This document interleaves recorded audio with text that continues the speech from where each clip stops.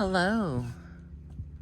We're going to finish with chapter 11, which is the summary, the impact of self-esteem. How do we grow in self-esteem? Let us summarize some key points. We must remember that self-esteem is not determined by worldly success, physical appearance, popularity, or any other value not directly under our volitional control. Rather, it is a function of our rationality, honesty, and integrity, all volitional processes, all operations of mind for which we are responsible. Here is a sentence completion exercise that will help bring into focus where you stand on this issue at present. Indeed, this exercise and the ones that follow will tell you a good deal about what you have absorbed from the book thus far and may point the way to where further work needs to be done. The first one is, if I look at the criteria by which I judge myself. The next, if no one can give me good self-esteem except myself. And the next one, if I choose to understand what self-esteem depends on. And the final, one of the things I can do to raise my self-esteem is. Since positive self-esteem is the feeling, experience, and conviction of being appropriate to life and to the challenges of life, and since our mind is our basic tool of survival, the central pillar of healthy self-esteem is a policy of living consciously, which entails rationality, honesty, and integrity. Living consciously is living responsibly toward reality, living with a respect for facts, knowledge, and truth, and a policy of generating a level of awareness appropriate to our actions. So let's see if we can slip this up on her. Got us a nice pretty background. There we go. There's the top ones. I'm going to keep going in case you want to get pictures, and then I shall read them to you.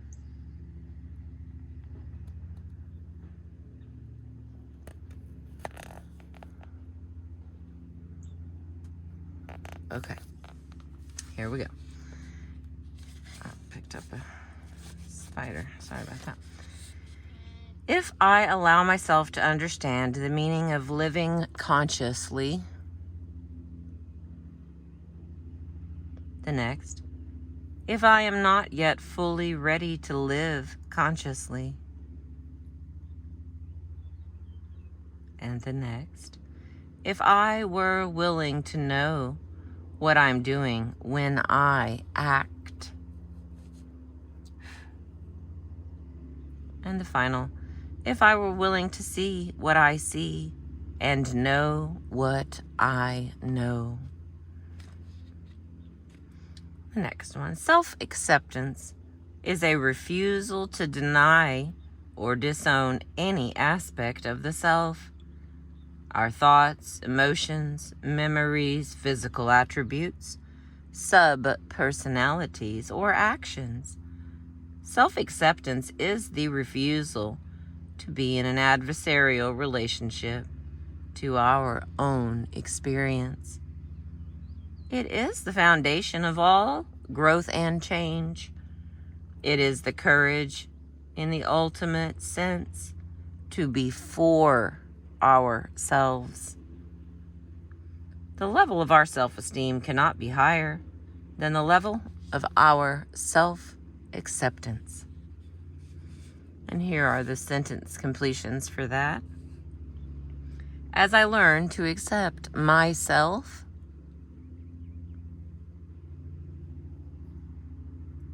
one of the things I need to learn to accept is, as I give up fighting myself, as I breathe into my feelings rather than resist them, as I learn to own my actions. And the final one, I am becoming aware. If we are to protect our self-esteem, we need to know how to assess appropriately our own behaviors. This includes first being certain that the standards by which we judge are truly our own and not merely values of others to which we feel obliged to pay lip service. Second, we need to bring to our assessments an attitude not only of honesty, but also of compassion, a willingness to consider the context and circumstances of our actions, as well as the options or alternatives we perceive as available to us. In matters where we feel truly and appropriately guilty, we need to take specific steps to resolve the guilt rather than merely suffer passively. Now here are those sentence completions. There are 4 of them. If it turns out that living with guilt is a cop-out,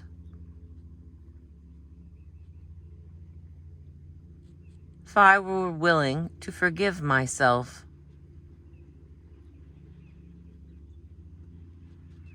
as I seek to understand why I act as I do, as I learn to live by my own standards, we must learn never to apologize for, reproach ourselves for, or try to disown our virtues. We must have the courage of our strengths and assets. Otherwise, inevitably, we betray self-esteem. Here is 4 more to finish sentence completions. If I refuse to apologize for my virtues, if I am honest about my assets, if I take pleasure in myself, if I admit that I like myself. And the next one, we need to recognize, befriend, dialogue with, and ultimately embrace our sub-selves or sub-personalities so that we can feel whole, undivided, integrated. There are 5 sentence completions here. As I learn to embrace my child self,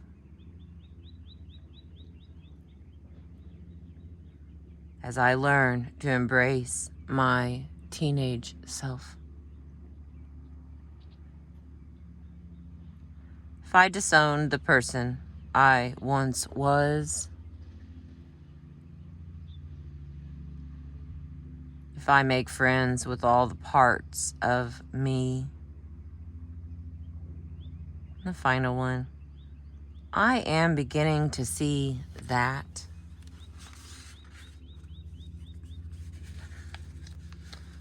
All right. I'm going to put this back up here so we can get these pictures again. Even though, like I said, I know it's blurry and weird. Okay, so there's the first part, and then we're going to go on down. You know, about half the time I can't tell if this isn't even clear until I see it on a bigger screen. But there we go. these are what I'm going to be reading to you. All right. We need to live actively rather than passively, to take responsibility for our choices, feelings, actions, and well-being, to take responsibility for the fulfillment of our own desires, to take responsibility for our own existence. Like independence, productiveness is a basic self-esteem virtue, work being one of the practical forms of manifesting self-responsibility. So we have 5 here, sentence completions. If I take full responsibility for my actions, if I take full responsibility for the things I say, if I persist in blaming other people, if I insist on seeing myself as a victim, if I accept that my happiness is mine alone to achieve.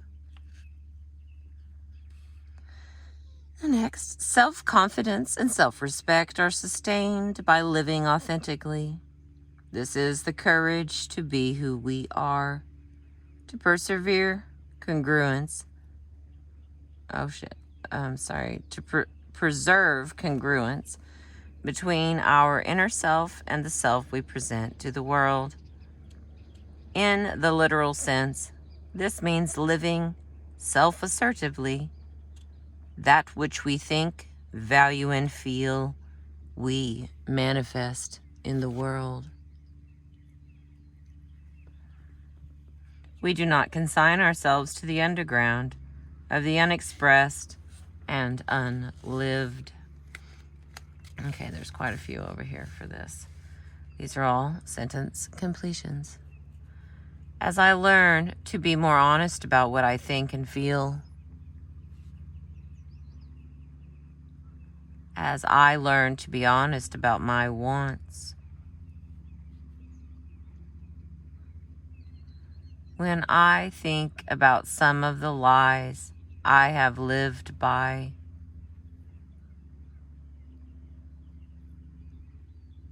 when I am ready to give those lies up, if I need time to learn to live with integrity,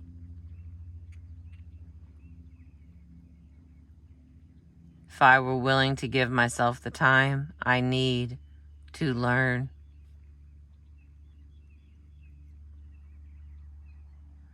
if I were willing to let people hear the music inside of me, if I were willing to show people who I am. And the last one, as I learn to simply be myself.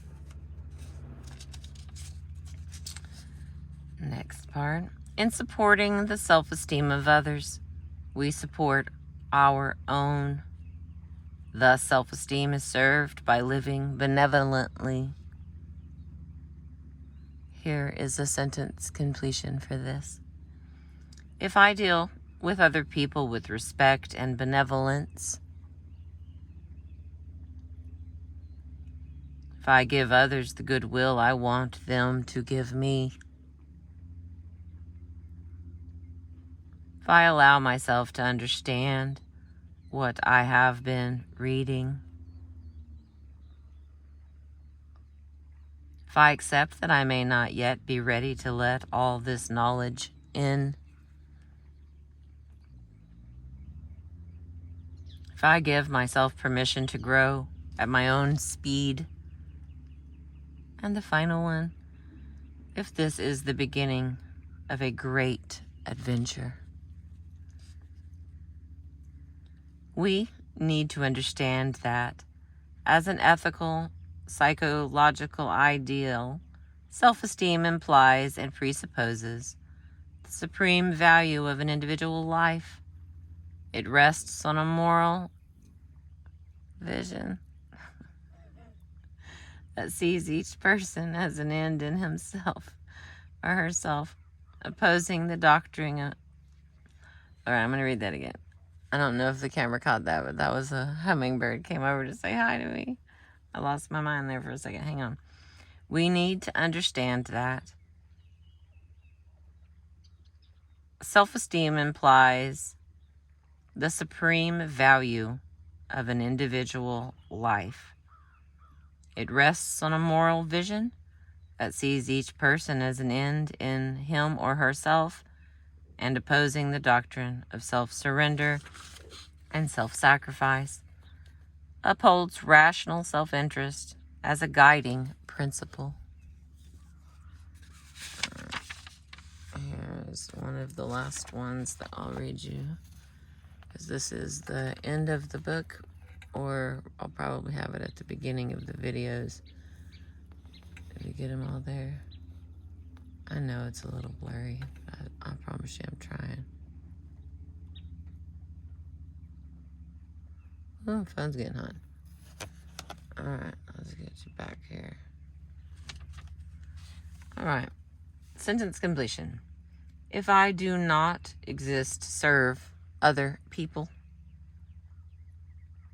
if other people do not exist to serve me, if my life belongs to me, if I really do have a right to exist, if self-sacrifice won't buy me self-esteem, if it takes courage to be honorably selfish, and the last one, I am becoming aware. All right, we have about 3 pages left.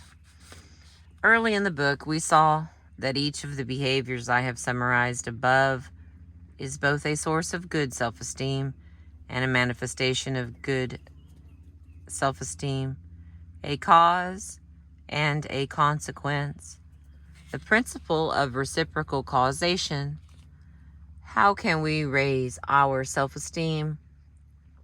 By practicing these behaviors, by living consciously, self-acceptingly, responsibly, authentically, benevolently, and with integrity.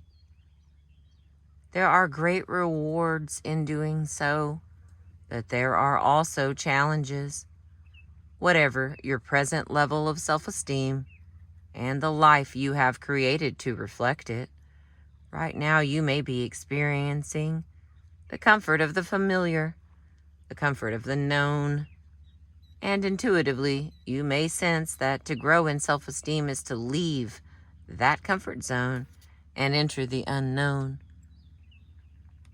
If I raise my self-esteem, clients say to me, how do I know how things will seem to me? Will I still love my spouse?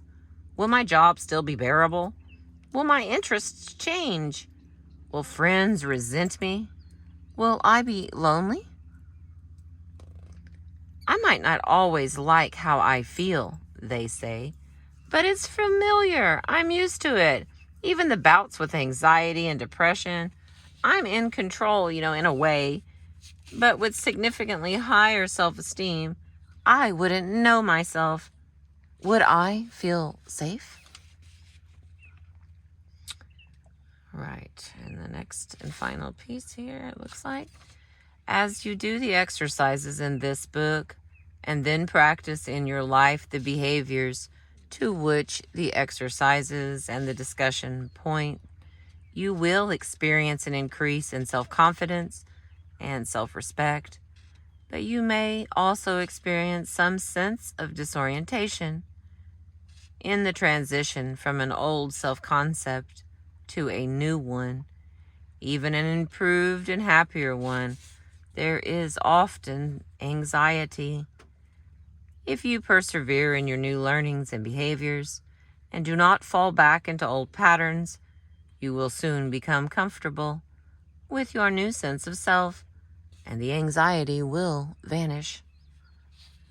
Now, this process applies to self-esteem in general, and also to any of the specific practices that enhance self-esteem. For example, as we learn to live more consciously or more self-acceptingly, we can both enjoy the experience and find it strange, as if we are living in our body with a person we are not sure we know. To be able to accept some disorientation as an inevitable aspect of growth, and to be willing to tolerate it until we arrive at a new sense of the normal. It's essential to successfully change. Perhaps the most eloquent statement of this problem was made by a therapy client many years ago. Nathaniel, I haven't felt anxious for a week, and it's making me nervous. I have seen clients practice the kind of procedures I present in this book, lose all or much of their depression, then literally fling themselves back into self-torture because they are still attached to an outmoded self-concept that lags behind their actual experience. For years, they have seen themselves as sufferers. Their lives were organized around this self-concept, including their relationships. What is my life about if I am not suffering? I have heard them say, if I am not unhappy, how will I act with people? What will I say or do? I have no experience at being happy. Besides, if I'm not happy, I can't lose it. It can't be taken away. Whereas if I'm happy, this is an example of the unknown of which I spoke a moment ago. The unfamiliar territory into which we step as we rise in self-esteem. And there is still more. The responses of other people as they witness our changes. If we are more self-assured than we were before, if we convey greater self-respect, or if we are more open, spontaneous, undefensive, or cheerful, then other people's ways of dealing with us may no longer fit, may no longer be appropriate to who we are, and then they may become disoriented. Either they will adjust their behaviors to match the new self-concept we project, or wittingly or unwittingly, they will try to maneuver us back into our old concept, self-concept. Either way, life will not be as it was before. Once again, we confront the unfamiliar, the unknown. Our resistance to these changes may make us reluctant to participate in the exercises or practice the behaviors described in earlier chapters. We need to combat both inertia and fear. What are the rewards if we accept these feelings and yet do not yield to them, but instead maintain our determination to advance in self-confidence, self-respect, and the enjoyment of life? On the level of direct internal experience, the answer by now is clear. Greater self-trust and self-love, greater joy in our own being, greater pride in what we have achieved in our own person. Beyond that, as you grow in self-esteem. All right, here we go again, friends. I'll put this book up here, my old-timey book. So we're going to read the bottom here. Beyond that, as you grow in self-esteem, your face, manner, and way of talking and moving will tend naturally to project the pleasure you take in being alive. Okay, let's see. Can you get a picture? Because there's like a whole bunch of them here.